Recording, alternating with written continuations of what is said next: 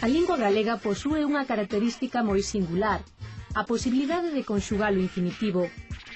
Só a teñen o galego, o portugués e o húngaro.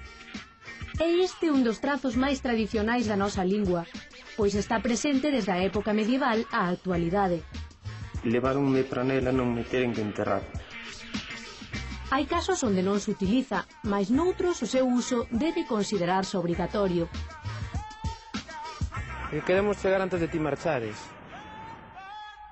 Hai que empregalo sempre cando ten un suxeito expreso no texto.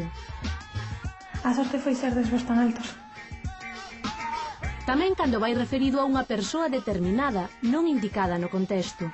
Hola, dasme a chave. Compre bien testado.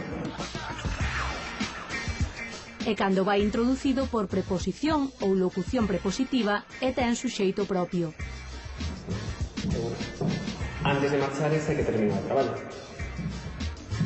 Non podemos deixar perder o infinitivo flexionado porque iso suporía a desnaturalización do idioma.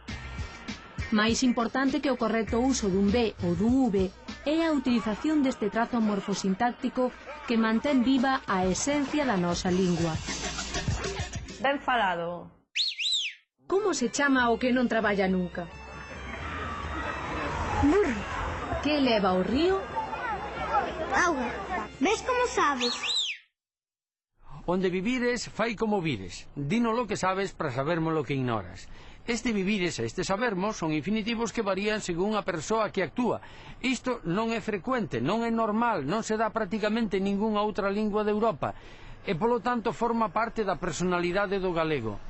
Isto demostra que as linguas existen porque o proceso de pensamento varía algo duns povos a outros. Polo tanto, danlle personalidade a nosa lingua, debémolo conservar e vostedes deben escoitar a xente que na súa familia ten máis anos. Onde viviren, falen como oíren.